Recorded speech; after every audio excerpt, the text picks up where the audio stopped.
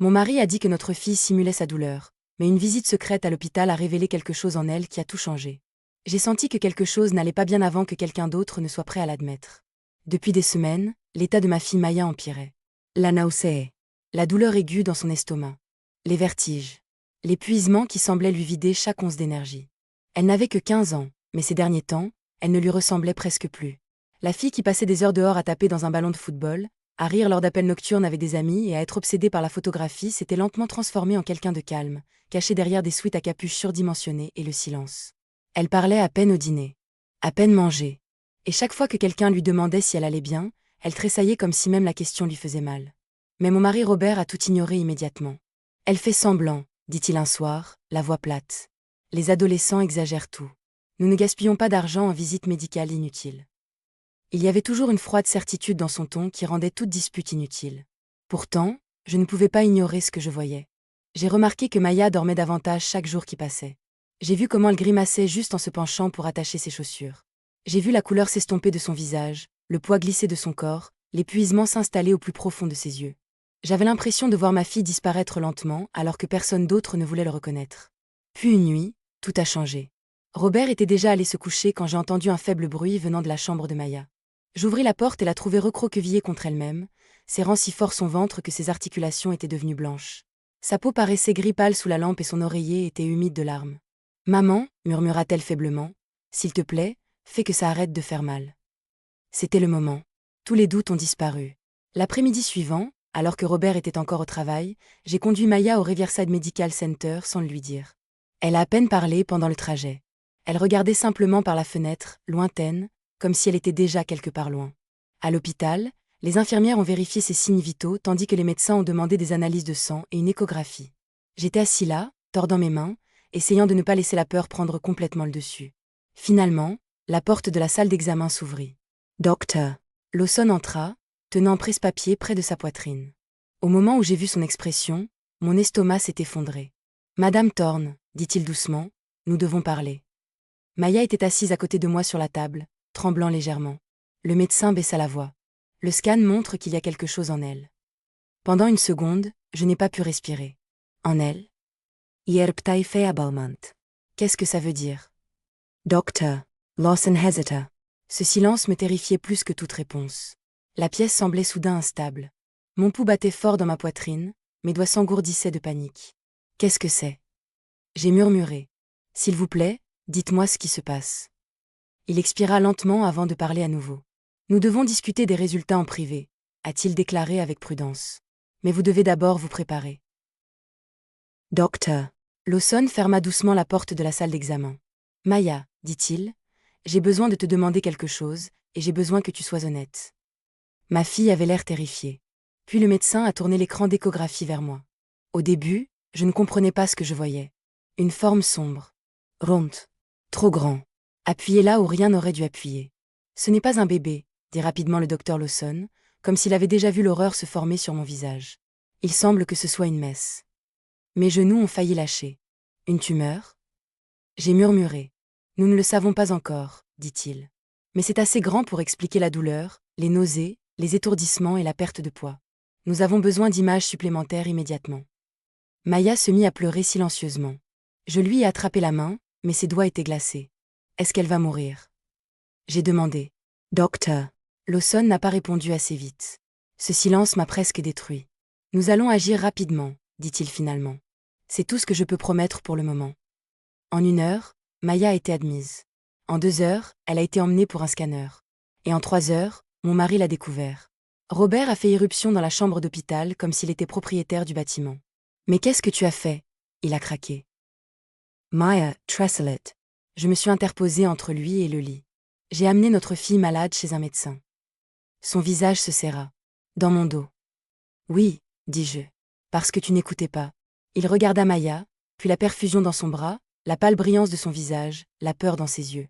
Pendant une seconde, j'ai pensé que la culpabilité pourrait éclater. Au lieu de cela, il a dit, c'est ridicule.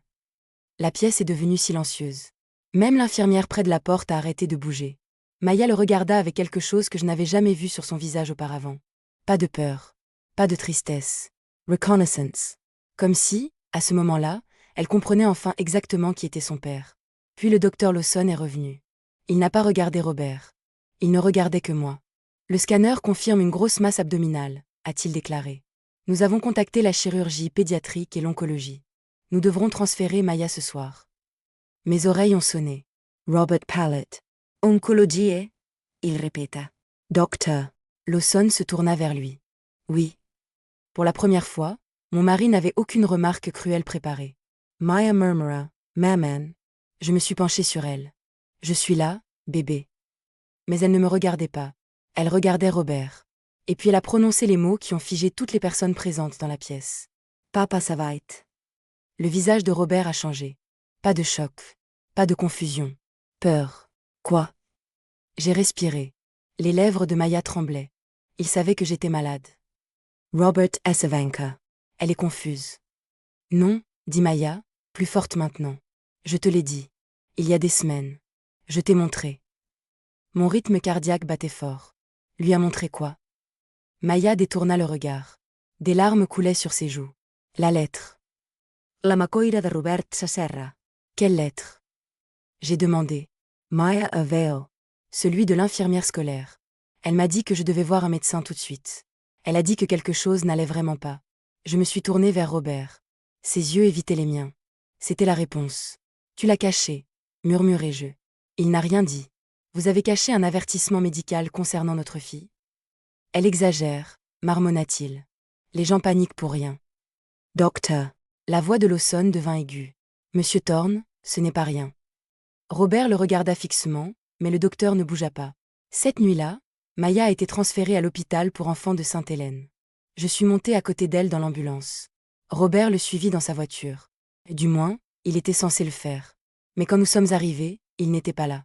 Il n'a pas répondu à mes appels. Il n'a pas répondu à mes SMS. Et à minuit, alors que les chirurgiens préparaient ma fille pour une biopsie, j'ai compris quelque chose d'horrible. Robert n'était pas venu parce qu'il avait peur de ce qu'il trouverait. La biopsie a eu lieu à l'aube. J'étais assis dans la salle d'attente, serrant le sweat à capuche de Maya contre ma poitrine. Ça sentait encore légèrement le shampoing à la lavande et l'antiseptique hospitalier. Les heures passèrent. Un chirurgien est finalement sorti. Son nom était Docteur Patel. Ses yeux étaient gentils, mais fatigués.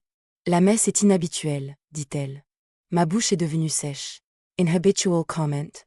Cela ne se comporte pas comme les tumeurs que nous voyons habituellement. Nous avons prélevé un petit échantillon pour pathologie, mais nous avons également trouvé du tissu cicatriciel. Tissue cicatricial? Docteur. Patel hocha lentement la tête. Ancien traumatisme interne.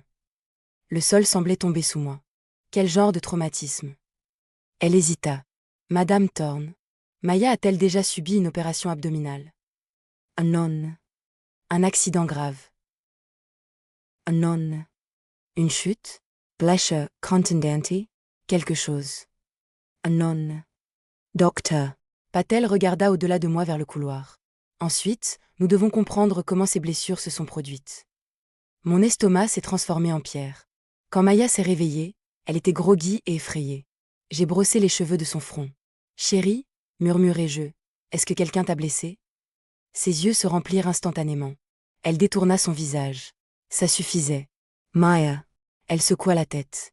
S'il te plaît, ne me fais pas le dire. J'ai senti quelque chose craquer en moi. Était-ce ton père? Sa respiration s'est assortie. Puis elle murmura, il ne voulait pas. La pièce tourna.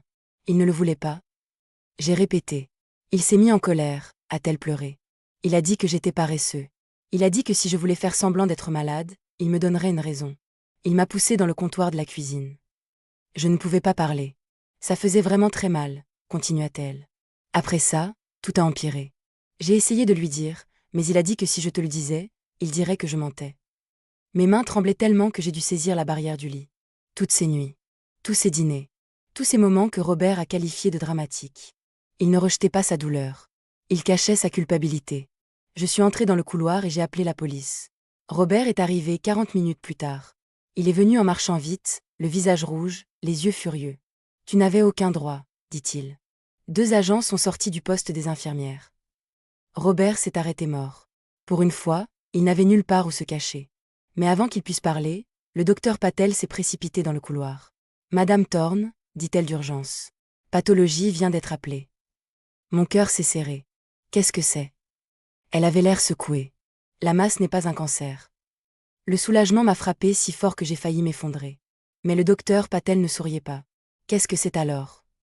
J'ai demandé. Elle baissa la voix. Il semble que ce soit une éponge chirurgicale. Je la regardais fixement. Un quoi? Une éponge chirurgicale retenue, dit-elle. Laissée à l'intérieur du corps lors d'une opération. C'est impossible, murmurai-je. Maya n'a jamais subi d'opération chirurgicale. Docteur. Le visage de Patel se resserra. Alors nous avons un problème bien plus grave. Derrière moi, Robert a fait un petit bruit. Je me suis retournée. Toute la couleur s'était effacée de son visage. Docteur. Patel l'a remarqué aussi. Monsieur Thorne, dit-elle prudemment, avez-vous quelque chose à nous dire? Robert Recula. Les officiers se sont rapprochés. Et puis Maya, faible et pâle derrière le rideau, murmura. Maman, pose-lui des questions sur la cicatrice sur mon ventre. Je me suis figée. Secretress? Je suis retournée dans la pièce. Maya a soulevé sa blouse d'hôpital juste assez pour révéler une fine ligne décolorée au bas de son abdomen. Je l'avais déjà vue. Il y a des années. Robert m'a dit qu'elle s'était grattée en escaladant une clôture. Je l'ai cru. Que Dieu m'aide, je l'ai cru. Docteur. Patel a étudié la cicatrice. Ce n'est pas de toute pièce, dit-elle. Robert s'est enfui. Il a fait 3 pas avant que les policiers ne l'attrapent. Alors qu'il lui forçait les mains derrière le dos, il cria. Tu ne comprends pas. Je marchais lentement vers lui. Ma voix semblait à peine humaine. Alors fais-moi comprendre. Robert regarda Maya, puis à moi. Et finalement, le visage tordu de panique, il dit. Elle n'était pas censée s'en souvenir. Le couloir est devenu silencieux. Maya a commencé à sangloter. J'ai eu l'impression que chaque année de ma vie se réorganisait autour de cette phrase. Je n'étais pas censée m'en souvenir. Docteur. Patel a ordonné que les anciens dossiers médicaux de Maya soient immédiatement retirés. Mais il n'y en avait pas. Pas de l'hôpital où Robert prétendait qu'elle était née. Elle ne venait pas de la clinique pédiatrique qui, selon lui, la traitait comme un bébé. Pas de nulle part avant l'âge de 4 ans. Les premiers documents officiels de Maya ont commencé après le mariage de Robert et moi.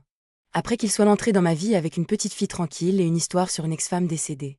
Une histoire que je n'avais jamais suffisamment remise en question. Parce que j'avais aimé Maya dès le premier jour. Parce qu'elle m'avait appelée maman avant que quiconque ne le lui demande. Parce que je pensais que l'amour suffisait à effacer tout ce qui venait avant. Le soir, Robert était en détention. Maya devait subir une intervention chirurgicale d'urgence pour retirer l'éponge et réparer les dégâts. Avant qu'il ne l'emmène, elle m'a attrapé le poignet. « Maman, murmura-t-elle, suis-je vraiment ta fille ?» La question m'a transpercée. J'ai pressé mon front contre le sien. « Tu es ma fille, dis-je. Quoi que nous découvrions, cela ne change jamais. » Elle pleura alors, doucement, comme une petite fille à nouveau. L'opération a duré 6 heures. Ils ont enlevé l'éponge. Ils ont réparé les tissus infectés. Ils ont soigné des années de dégâts qu'aucun enfant n'aurait jamais dû porter seul. Et quand le docteur Patel m'a finalement dit que Maya survivrait, je me suis effondrée dans le couloir. Mais la survie n'était pas la fin. C'était l'ouverture de la porte. Le lendemain matin, un détective nommé Harris est venu me voir. Il portait un dossier. Son expression me disait que le contenu était pire que tout ce que j'avais imaginé. « Madame Thorne, dit-il, nous avons fouillé le bureau à domicile de votre mari. » Ma bouche est devenue sèche. Et il a posé une photo sur la table. Maya a environ 3 ans, debout à côté de Robert. Mais la femme à côté d'eux n'était pas l'ex-femme décédée de Robert. Je connaissais son visage. Tout le monde en vit la fait. Son nom était Elise Warren. Elle avait disparu il y a 12 ans avec sa petite fille. L'affaire était restée sans suite. Le détective Harris a glissé une autre photo vers moi. Une affiche d'enfant disparu. Mêmes yeux. Même tache de naissance près de la clavicule. Même visage. Nom différent. Pas Maya Thorne. Lily Warren. Ma fille me regardait depuis une affiche manquante. La voix du détective sonnait très loin. Nous pensons que Robert l'a enlevée. Je ne pouvais pas respirer. Et l'opération? J'ai murmuré. Nous ne le savons pas encore, dit-il. Mais nous avons trouvé autre chose. Il ouvrit à nouveau le dossier. À l'intérieur se trouvait un bracelet d'hôpital, jauni par le temps. Un tout petit. Pour un enfant. Un nom était imprimé dessus. Lily Warren. En dessous se trouvait un rendez-vous. La même semaine, Elise Warren a disparu. Puis le détective Harris a prononcé la phrase qui m'a refroidi le sang. « Madame Thorne, nous avons également trouvé des paiements récents de votre mari, un chirurgien à la retraite. » J'ai regardé Maya dormir à travers la fenêtre de la chambre d'hôpital. Vivant. Fragile. Le mien, mais pas le mien d'une manière que je commençais seulement à comprendre. Puis mon téléphone a sonné. Un nombre inconnu. Un message. Pas de mots. Juste une photo.